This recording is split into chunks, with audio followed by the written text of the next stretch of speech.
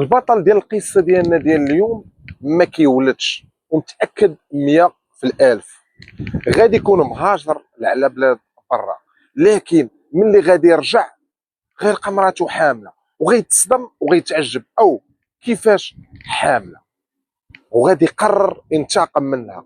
والطريقه باش غادي ينتقم منها خايبه بزاف وحتى واحد ما غادي يتوقعها. يلا اجيو معايا نعاود لكم تفاصيل هاد الواقعه اللي غتخليك ما تثق حتى في شي واحد وتاخذ الحيطه والحذر. البطل ديال القصه ديالنا ديال اليوم بحال جميع الشباب المغربيه، الحلم ديالهم هما يقادوا الوضعيه ديالهم والمعيشه ديالهم ويضمنوا المستقبل ديالهم. وباش يتحقق ليه الحلم ديالو كان باغي يمشي لبلاد المهجر، باغي يمشي لاوروبا.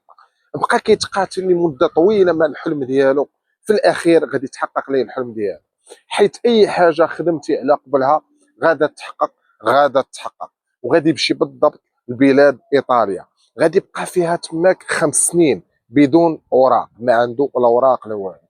غيتعرف على واحد الايطاليه غادي يتزوج بها وغادا دير ليه الوريقات. من بعد 5 سنين اللي دوز غادي يعرف تزوج بها وما ولدوش وليدات. هو كان باغي ولد ضروري، باغي ولد وليدات، وغادي يقول بانها هي اللي ما كتولدش وغادي يمشي غادي يطلقها.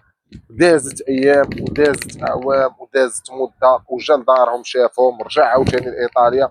كيتلاقى مع ديك الايطاليه اللي كان مجوج بها، لقاها مع راجل اخر وجاره وليداتها. سول عليها لقى بانها كتولد، ولدت وتزوجت بالسيد وولدت وليدات. هنا غادي يدخلوا الشك، كيفاش هذا الشيء؟ كيفاش ولدت وليدات؟ ما فهمت والو. وغادي يمشي الخوت غادي يدير التحاليل ديالو ديال الولاده وغادي يعرف بانه ما كيولدش نهائيا وعاقر لمده طويله وما عمرو انه يقدر يولد.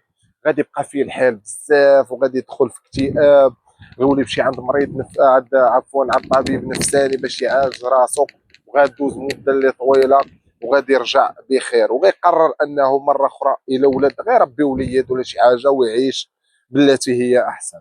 غيجي الصيف وغادي يرجع لبلادو اللي هي المغرب. كيما كيتجمعوا العائله، كيجي شي واحد من برا عندهم ولا هادي كيتجمعوا كيجيو يشوفوه. جات عنده خالته وبنت خالته،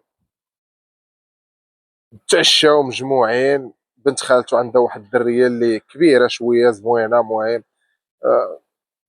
26 27 عام، عجباتو. في الاخر هضروا، قالها الوالده ديالو، هضرت مع خالته، هضروا مجموعين، قال لها بنتك راه عجبتني، واش تبغي الزواج؟ قالت لي يا ودي تلقى احسن منك، مرحبا الله يا ودي.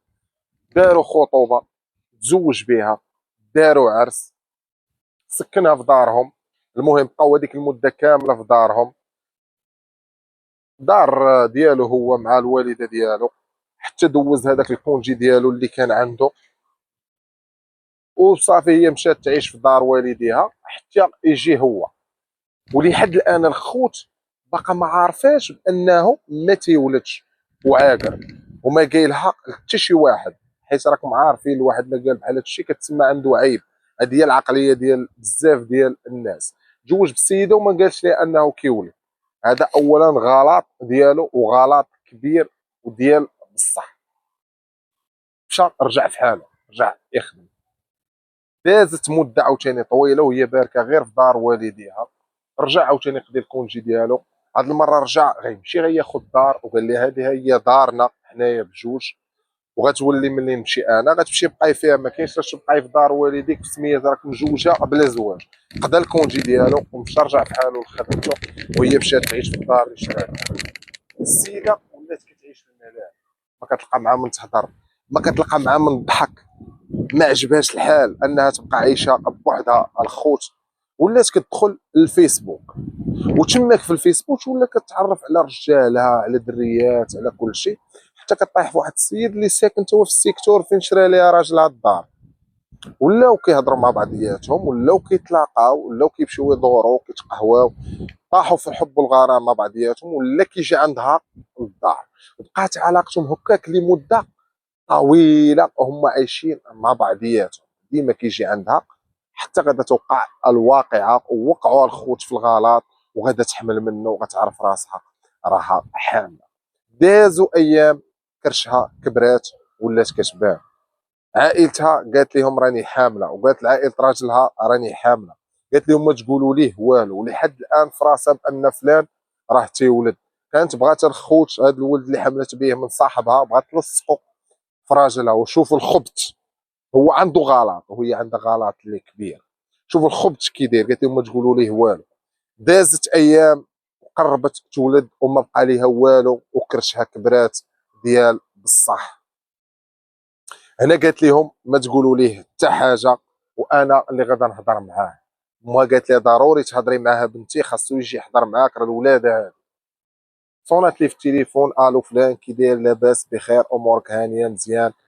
راني كليت واحد الحاجه اللي سمتني، راه بحال وانا نموت ما نعيش، خاصك ضروري تجي تشوفني. السيد على نيته. شوف الخبز كي داير الخوت، جاي كيجري كيجري. شد الطياره الاولى جا عندها، دخل عندها، لقى امو كتقول الصلاه والسلام، نسيبتو كتقول الصلاه والسلام رسول الله، اللهم صل عليك يا رسول الله، مبروك مبروك. او كيفاش مبروك؟ نتوما مرتي انا غادا تموت، قالت لي غادا نموت وانتوما كتقولوا لي مبروك؟ هادشي ما يمكنش. قالت لي مرتك راه حامله. او كيفاش حامله؟ دخل عند البيت الناس وتشرح لك. دخل لقى السيده كرشها قداش شنو هي. قال لها كيفاش فلانه؟ كيفاش هادشي؟ قالت لي انا راه حامله. قال لي الله ينزل عليك النعله يا الغداره، يا الشلاه بيا يا الغداره. واش من فراسكش انا راه ما كنولدش وداير التحاليل هام وداير في الطاليان، انا راه ما كنولدش. وكيفاش انت حامله؟ اجا الغدار شدها الخوت، بقى كيشتف عليها وهي تغوت وهي تغوت. نسيبتو برا كتغوت، طلق ليا بنتي واش كدير؟ كيشتف عليه يشتف عليه يشتف عليها لمده طويله حتى سكتات وجلس حداها. عيطوا للبوليس، نسيبتو عيطت للبوليس، جاو البوليس، فرقعوا الباب، دخلوا ولقاو مسكين بارك شاد راسو بارك حداها وهي تعرضت لنزيف. جابوا لومبيلونس، هو داتو الفارغونيت، داوها لقاوها انها ماتت، وحتى داكشي اللي كان في كرشها ماتت. داوه للمحكمه، تعرض للمحاكمه. هو كيتسال فيه القاضي شرح لي داكشي كامل اللي كاين، التفاصيل اللي كامله. لكن واخا هو ما داير والو، واخا هو تظلم في شرفه، القانون لا يحمي، والقانون كيعرف غير الحقيقه وكيعرف غير المعقول. وغادي يحكموا عليه الخوت ب 30 عام، 30 سنه سجنا نافذا. وحتى لهنا الخوت القصه كتسالي. اللي وصل معايا حتى لهنا خلي لي كومونتير فيه الراي ديالو، ويدير لايك، بارطاجي الفيديو مع صحابو. واي حاجه بغيتوها مرحبا بكم، راه النيميرو ديالي كاين في صندوق الوصف. اللي عنده شي قصه يجي عندي بريفي الواتساب يعطيني الفكره ديالو، انا مرحبا نعرضها. وما عرفتش هاد الايام علاش التفاعل نقص الخوت. كنتمنى القصه تعجبكم، ما خاسر والو. تفرج شي دير لايك، بارطاجي الفيديو مع صحابك. اللي ابوني مرحبا به، اللي ما ابونيش تابونا باش يوصلوا كل جديد. وغنجيو للفقره اللي فيها النصيحه. الا كان عندك شي مشكل، مثلا باغي تتزوج، عندك مرض ما كتولدش، فيك شي مرض اللي خايب لي، شي حاجه شي مزمن، شي حاجه اللي تقدر مرض معدي، مرض وراثي، هذيك السيده اللي غتزوج بها غتخبرها تقول لها شنو كاين. قبلت مرحبا كمل بها، ما قبلتش ما تكملش معها، ما تضحكش عليها. هذا هو اللي وقع. كنتي ما كتولدش تقول لها فلانه ما كنولدش، واش تقدري تعيشي مع واحد ما كيولدش؟ يا الصراحه ونربي وليد ولا نديرو شي حل ولا نديرو شي حاجه، المهم عيش معاه. عاوتاني حتى اللي كيخليو عيالاتهم عاد عليهم وكيمشيو وكيرجعوا على عام، على 6 شهور، على نص عام، راها صعيبه شويه. ورا الملال والشيطان كيوقع. هادشي اللي وقع الخوت في هاد القصه. كنتمنى تاخذوا بنصيحتي وما تبقاوش تخليو عيالاتكم بعاد عليكم. الا كان فيك شي مشكل قبل ما تتزوج، عاودوا لهاديك السيده اللي غتكون شريك حياتك. تهلاو ليا في راسكم. الى قصه قادمه ان شاء الله.